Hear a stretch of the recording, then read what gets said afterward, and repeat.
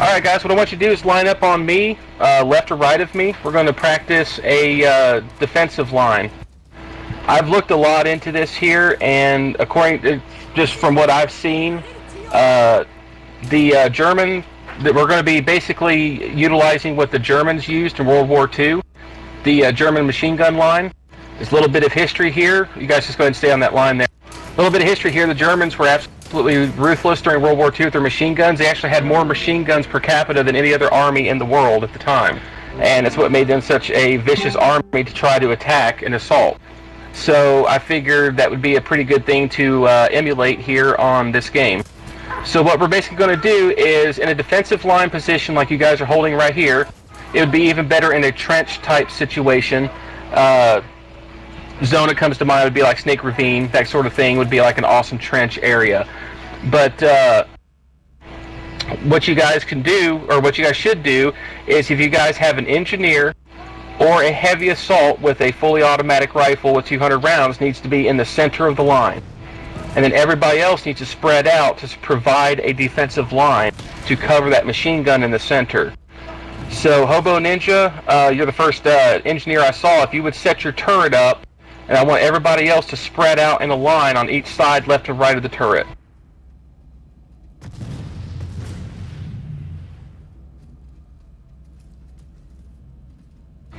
There you go. Now man your turret, and then everybody else spread out in a line across that turret, or to the left or the right of that turret.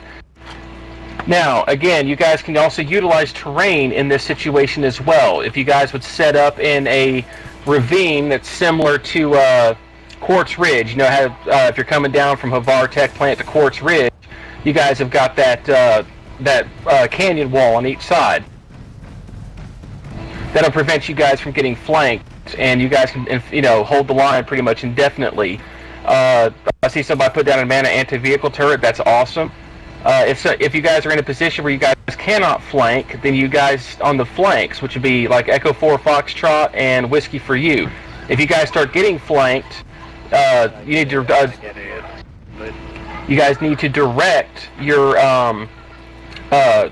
like heavy assaults to start shooting rockets in that direction to funnel them back toward the machine gun, or to throw some grenades to keep them from flanking.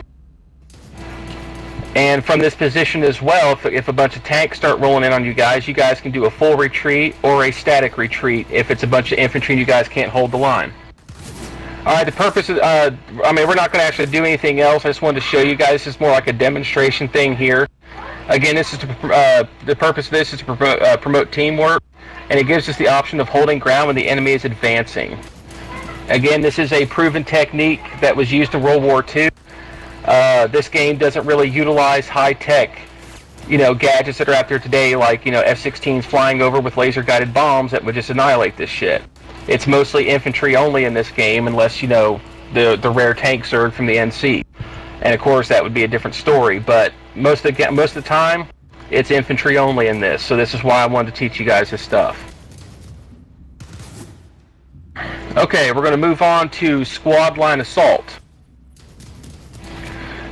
Assaulting a fortified position such as a wall of a tech lab. That's what this is going to be designed for. We don't really have anywhere here to test, to show this effect, but I'm sure you guys, this would be, I guess, another instructional thing here. Your heavy assaults guys, they need to be just absolutely pounding the shit out of turrets. They don't need to be worried about anything else when assaulting a base. Yeah, we're going to be going there here shortly, Hobo Ninja. But, heavy assaults need to constantly focus on the turrets. Snipers should be getting into a position that is high up relatively, like on top of a hill or something like that, and providing overwatch while the other classes advance. You guys should advance on a position like that in a leapfrog. Hold on.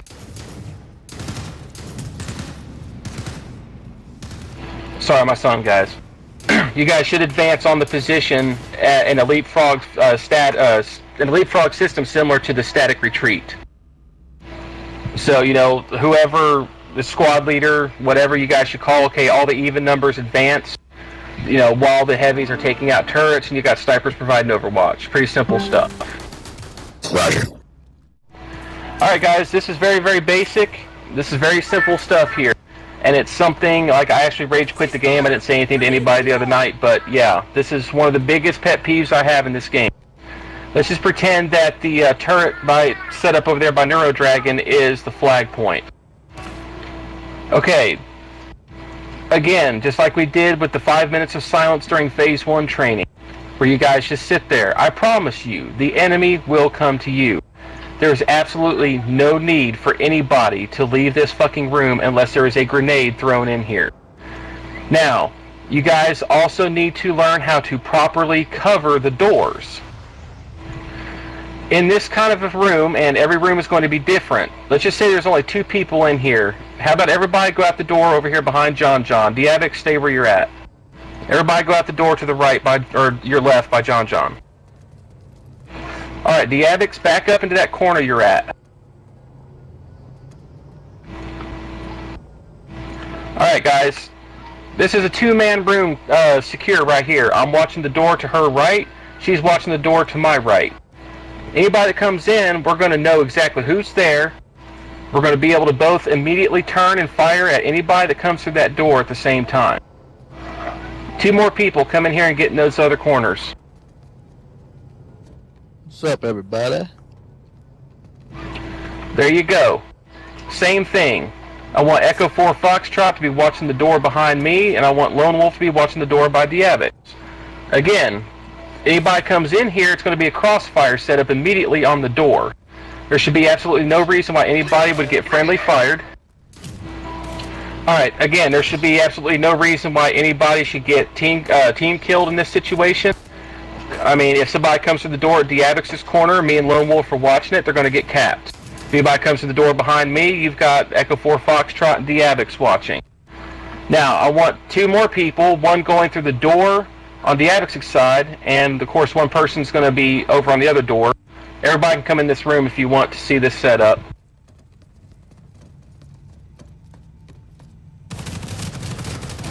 Alright, now here you go. This is a perfect setup. You got Hobo Ninja over there on the left, and you got Orion standing at the door on the right. Those guys are going to be your point guys. They're going to tell you, oh shit, there comes a Max on the right-hand side of the door. Or Hobo Ninja's going to scream out, there's a freaking infiltrator over here. Perfect setup. That lets everybody in this room that's secure, we're all going to know something's coming. Does this make sense, or you guys think this is stupid, or what? I mean, give me some feedback here. Good tactics. Well, it actually depends. I mean, if you have somebody outside the door, it's nice. But if they die, then you know somebody's coming. However, if somebody sneaks up to the side here, I can siege a trail and kill him, and then I can come and kill the other 3. It all depends on how the situation happens. Right, and it is extremely situational because, I mean, again, like if there's only 2 of us, then yeah, we would probably go over here to this corner, you know, something along those lines. I'm just trying to give you guys some baseline ideas because, again, I promise, these guys, these enemy bastards, they will come to you guys to take this flag back. There is absolutely no need to go run around like chickens with your heads cut off and trying to kill somebody. I promise they'll come to you and you will get plenty of kills defending a flag point. Or any point that squad leader orders you to defend. I mean, they will come to you, I promise. Another thing for those who don't stay in the rooms, or do stay in the rooms, make sure if they have windows open, you're not really standing here because tanks like to shoot crap in there, so just be wary of your surroundings when you're actually inside one of these rooms because you will get killed by tank fire and stuff. Absolutely. Again, it's a situational, you know, it's very situational. You know, things like this are not always going to happen. Again, like I said, a lot of these tactics, they're going to be all situational out there in the real world. Some of these things will work instantly, some of them will not. You know, I mean, if we've got a base surrounded by tanks, more than likely I'm not going to tell anybody to come in here to an A point. We might be holding like a C or a B point, something along those lines. So, but again, it's very situational, and anybody that is, you know, familiar or running a squad, you know, you guys should definitely be, I hope you guys have taken notes during this training process, you know, to try to utilize some of this stuff that you guys have, you know, I've been teaching y'all. Also, claymores and C4 outside the doors, so when that max comes around, I mean, for those of you that don't know, C4 will instantly kill a max. I don't care what their level is. So, yeah, you're going to drop a max with a C4. You know, claymores, you know, just right around the doorways. I think somebody set one up right out here, as a matter of fact. It's an excellent spot for a claymore right there. You know, it protects the room, and it keeps these assholes out, and keeps us from getting pushed out and looking like absolute noobs. So pretty basic stuff here, guys. I mean, it's not really rocket science. You know, it's very, very easy stuff to do, and you guys just have to be patient on a lot of this stuff. I mean, if we're in a room like this and you got another outfit upstairs holding them in there, that's fine. Let them hold them in. Let them eat the grenades and the freaking C4 cheese and stuff. You know, we're the ones that actually hold down the fucking point. Well, congratulations, guys. That is all of adaptive training that I have. I told you guys it wouldn't take that long. About 30 minutes is all it took.